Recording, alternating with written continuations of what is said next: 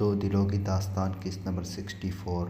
وہ صبح اٹھی تو خود کو بیڈ پر سوتے پایا۔ میں تو رات کو نیچے بیٹھے بیٹھے سو گئی تھی تو بیڈ پر کیسے آ گئی؟ اچانک ہی ماں بیر کا خیال دماغ میں آیا تھا۔ بھلا ان کے علاوہ ایسا کون کر سکتا تھا؟ وہ سر جھٹکتے اٹھی تاکہ فریش ہو سکے۔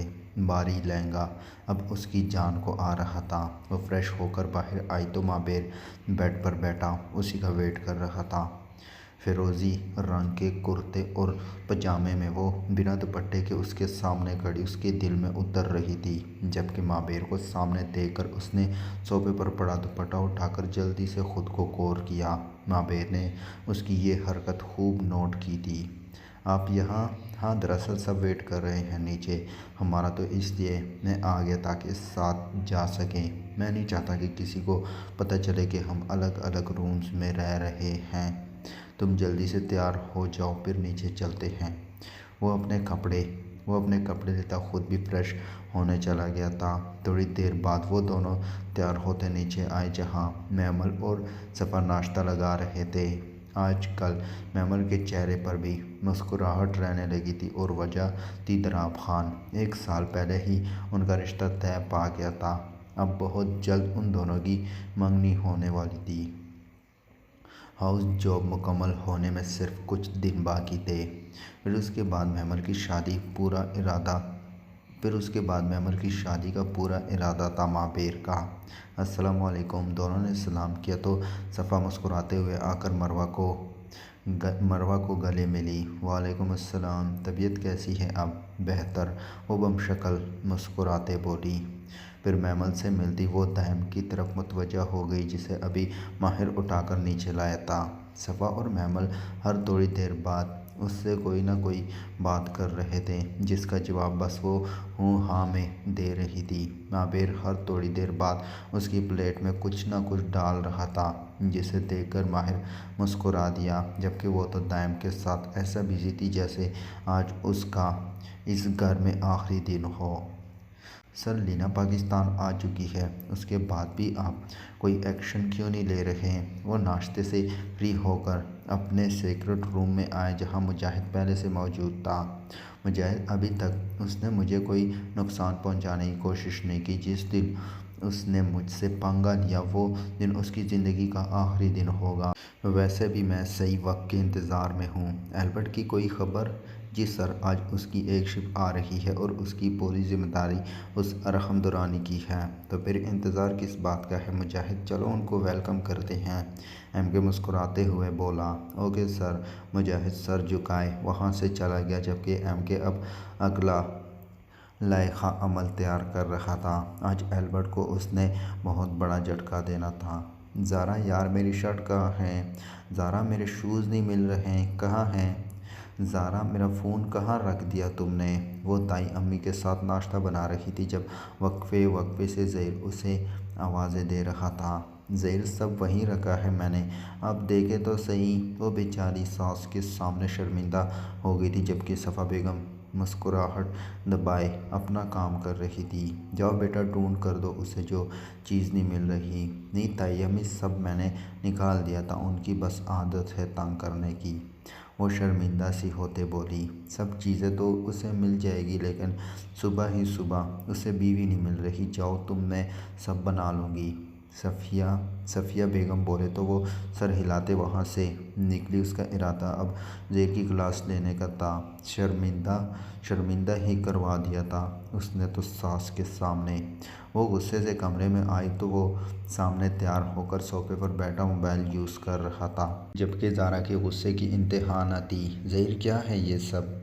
آپ یہاں تیار بیٹھے ہیں تو بار بار مجھے کیوں آوازیں لگا رہے ہیں؟ سب چیزیں تو رکھ گئی تھی میں، پھر کیا نہیں مل رہا تھا آپ کو؟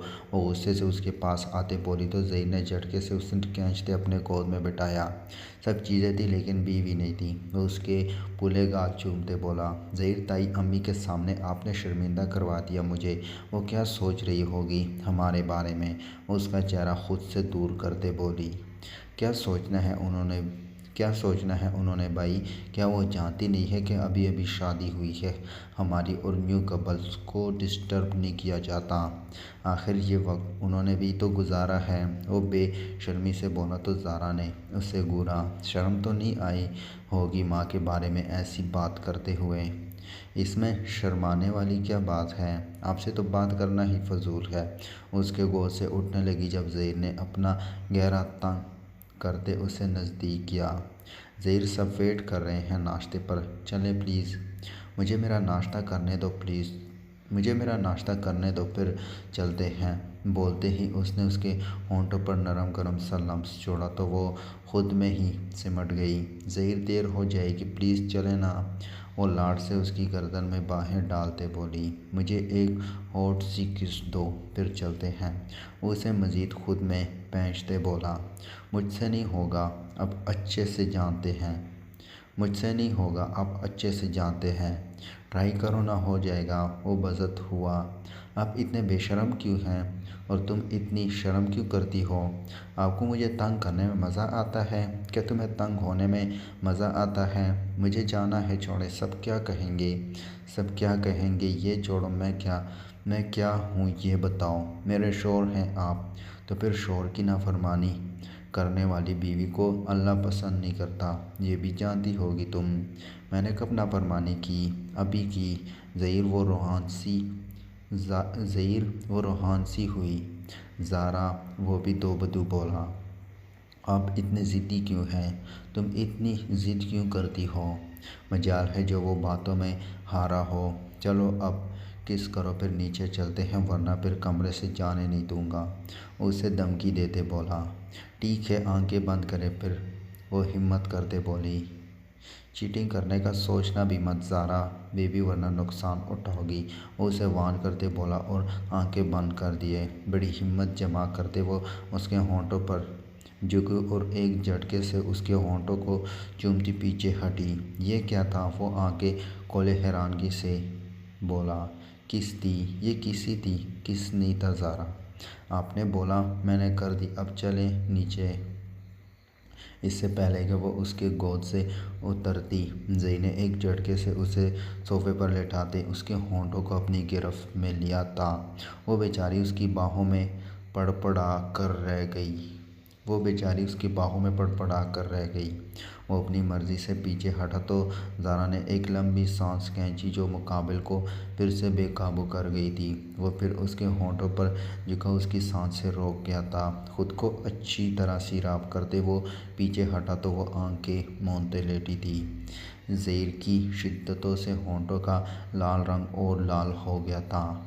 اس طرح سے کس کیا جاتا ہے ڈیئر وائفی، یاد رکھنا۔ وہ اس کے اوپر سے ہٹتے اسے بھی ساتھ اٹھاتے سینے سے لگائے بولا، جبکہ زارا کا سانس اب تک پھولا ہوا تھا۔ بہت برے ہیں آپ زہیر، میرا سانس بند کر دیا، اس کے سینے پر مکہ مارتے بولی۔ جھوٹی، جب سانس بند ہوا تو اپنی سانسیں بھی دی تھی، بھول گئی؟ جبکہ وہ بنا کچھ بولے اپنی سانسوں کو بحال کر رہی تھی۔ چلیں نیچے، وہ اس کے سر پر توڑی جمائے بیٹھا تھا۔ جلدی خیال نہیں آ گیا نیچے جانے کا؟ وہ سینے سے سر اٹھاتے بولی تو وہ ہنس دیا۔ شکر کرو جانے دے رہا ہوں ورنہ میرا ارادہ تمہارے ہوش ٹھکانے لگانے کا تھا، وہ بے باکی سے بولا تو وہ فوراً اس سے دور ہوئی اور اٹھ کھڑی ہوئی۔ چلیں نیچے، شرافت سے وہ اسے گھورتے ہوئے بول کر چلی گئی، جبکہ وہ پیچھے سے کھل کر ہنسا تھا۔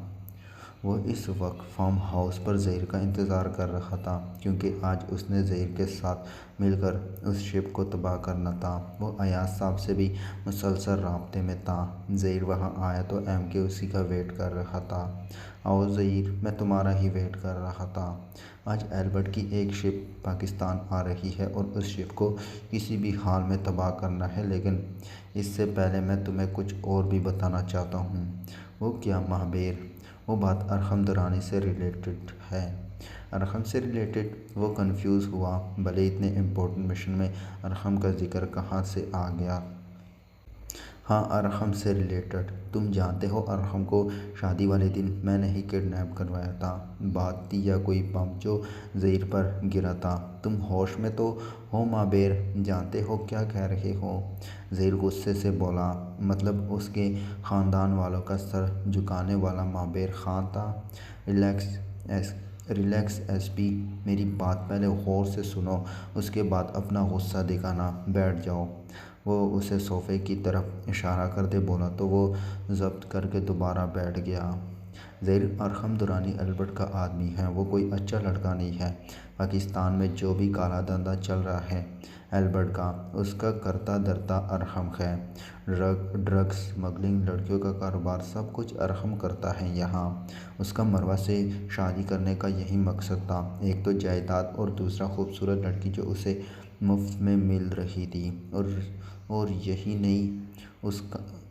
نہیں اس کام میں اس کا باپ برابر کا شریک ہے۔ وہ دونوں باپ بیٹا یہ کام کرتے ہیں۔ نہ جانے البرٹ کے پاس مروہ کی فوٹو کہاں سے آیا جس کے لیے وہ مروہ کے پیچھے پڑا ہے۔ اسے مروہ ہر حال میں چاہیے تھی زہیر، اس لیے اس نے ارقم کا انتخاب کیا۔ اگر اس دن میں ارقم کو کڈنیپ نہ کرواتا تو مروہ کی زندگی برباد ہو جاتی، اور یہ بات میں کسی کو بتا بھی نہیں سکتا تھا، کیونکہ مجھے ابھی ان لڑکیوں کے بارے میں جاننا تھا جو ارقم کی قید میں تھی، اور اس سب میں ارقم کی مدد لینا کر رہی ہے البرٹ کی بیٹی اور آر کے بیٹے فرحان کی ایکس۔ وہ پاکستان آ چکی ہے اور میں اسے کئی بار ارقم کے ساتھ دیکھ چکا ہوں۔ وہ بھی آج وہاں ہوگی جہاں شپ آ رہی ہے۔ میں جانتا ہوں میری وجہ سے حویلی والوں کو تکلیف اٹھانی پڑی، لیکن اگر میں یہ سب نہ کرتا تو صرف مروہ ہی نہیں، لاکھوں لڑکے اس درندے کا شکار ہو جاتے۔ میری ٹیم آج ان لڑکیوں کو بازیاب کروائے گی، جبکہ ہم آج اس ارقم اور لینا کو مار کر اس البرٹ کی شپ تباہ کر کے اسے جھٹکا دیں گے۔ ایم کے نے بات ختم کی تو زہیر کو کچھ سوچتے پایا۔ کیا بات ہے زہیر، کیا سوچ رہے ہو؟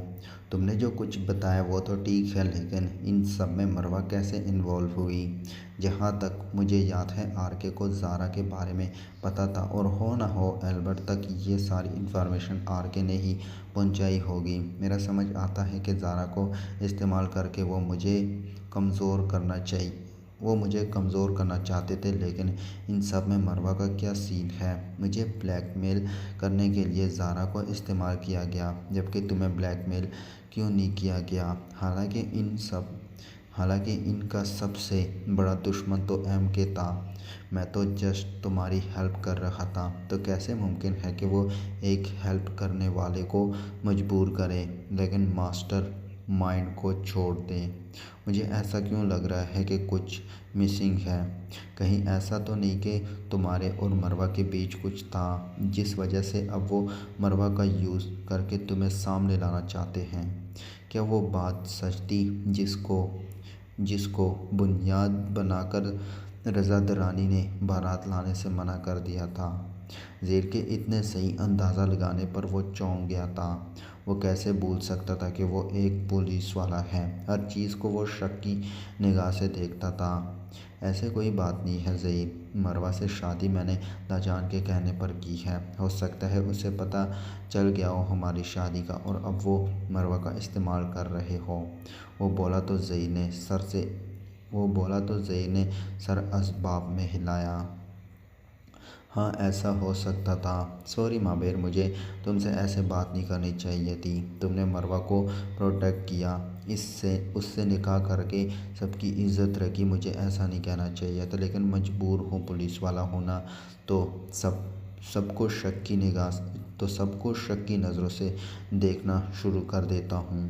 ایسی بات نہیں ہے، تمہاری جگہ کوئی بھی ہوتا تو اس کے دماغ میں بھی پہلا خیال یہی آتا۔ خیر، رات 10 بجے نکلیں گے تو اپنی ٹیم کے ساتھ تیار رہنا، ایم کے نے کہا تو وہ سر ہلاتا وہاں سے چلا گیا، جبکہ ایم کے نے ایک گہرا سانس ہوا کے سپرد کیا۔ شکر تھا کہ وہ بات کور کر گیا تھا۔ وہ مروہ پر کوئی الزام برداشت نہیں کر سکتا تھا۔ وہ دونوں ہی اپنی اپنی ٹیم کے ساتھ اپنی اپنی جگہوں پر موجود تھے۔ وہ سب آپس میں بلوٹوتھ سے کنیکٹڈ تھے۔ ارقم اور لینا دونوں ہی وہاں پہلے سے موجود تھے اور شپ کا ویٹ کر رہے تھے۔ تھوڑی ہی دیر گزری تھی جب شپ کی آواز ان کے کانوں میں پڑی۔ جب تک میں نہ کہوں کوئی ایکشن مت لینا زہیر، ایم کے بلوٹوتھ سے بولا۔ اوکے۔ شپ کے آگے ہی 20 لوگ شپ سے اترے تھے۔ لینا اور ارحم نے خود جا کر شپ سے وہ ڈبے نکلوائے جن میں کروڑوں کی ڈرگس تھے۔ وہ شپ سے سارے ڈبے چھوٹی چھوٹی بوٹس میں ڈال رہے تھے۔ Zaheer right side. ایم کے کا اشارہ ملتے ہی زہیر نے رائٹ سائڈ سے اٹیک کیا تھا۔ اس کی اچانک فائرنگ سے سب لوگ اس طرف متوجہ ہوئے تو ایم کے نے اپنی ٹیم کے ساتھ لیفٹ سائڈ سے حملہ کیا تھا۔ سب لوگ بکھلا گئے تھے۔ یہ سب کیا ہے ارحم؟ کون لوگ ہیں یہ؟ پتہ نہیں لینا، لیکن پولیس کو اس کی خبر کیسے ہوئی؟ یہ تو سیکرٹ مشن تھا ہمارا۔ کچھ کرو ورنہ کروڑوں کا نقصان ہو جائے گا، اور ڈیڈ جو حال کریں گے وہ الگ۔ لینا بہت گھبرائی ہوئی بولی، ڈونٹ ویری بیبی، اتنی آسانی سے جانے نہیں دیں گے۔ انہوں نے تقریباً سب کو ہی مار گرایا تھا، جبکہ لینا اور ارحم ایک طرف چھپ کر بیٹھے تھے۔ اس سے پہلے کہ ایم کے ان کی طرف آتا نہ جانے کہاں سے اتنے سارے لوگ ان کو گھیرے میں لے چکے تھے۔ مطلب وہ لوگ چھپے ہوئے تھے۔ ظاہر سی بات ہے کروڑوں کا مال تھا تو سیکیورٹی بھی تو اتنی ہی ہونی تھی۔ ایم کے اور زہیر کی ٹیم میں صرف 10 لوگ تھے، جبکہ وہ سامنے سے درجنوں کے حساب سے نکل کر آ رہے تھے۔ وہ دیکھنے میں ہی کافی خوفناک اور ٹرینڈ لگ رہے تھے۔ زہیر نے ایم کے کو دیکھا تو وہ ریلیکس سا کھڑا تھا۔ اتنے میں ارحم اور لینا بھی باہر آئے تھے۔ اوہ مسٹر زہیر راجپوت، امپریس! آخرکار وقت پر پولیس پہنچ ہی گئی۔ ارحم تالیاں بجاتا وہاں آیا۔ اتنا مت اڑو ارحم دورانی، آج تمہارے پر کاٹ کر ہی جاؤں گا۔ زہیر کو اس پر ڈبل غصہ تھا۔ اس کی وجہ سے اس کی بہن کی زندگی مذاق بن کر رہ گئی تھی۔ ہاں ہاں ہاں، زہیر مجھے دھمکانے سے پہلے اپنے ارد گرد دیکھو، یہاں سے زندہ بچ گئے تو ہی مجھے مار پاؤ گے نا؟ اور ایم کے یار، مجھے تمہیں دیکھنے کا بہت شوق ہے، چلو مرنے سے پہلے ایک بار اپنا چہرہ تو دکھا دو۔ ارحم نڈر ہو کر اس کے سامنے آیا۔ کوئی خوف نہیں تھا، اسے کوئی چھو بھی نہیں سکتا ہے۔ تمہاری آخری خواہش ضرور پوری ہوگی ارحم، آخر مرنے والے کی آخری خواہش بھی پوری کرنا ضروری ہوتا ہے نا؟ ایم کے بولا تو ارحم کی رگیں تن گئی۔ سب کھڑے کیا دیکھ رہے ہو، مار دو سب کو۔ ارحم اپنے آدمیوں کو حکم دیتے بولا تو سب نے اپنی بندوقیں تانی۔ اس سے پہلے کہ وہ فائر کر پاتے سینکڑوں کی تعداد میں کمانڈوز ان سب کو گھیر چکے تھے۔ زہیر اور اس کی ٹیم خود حیران تھی، یہ کمانڈوز کہاں سے آئے تھے؟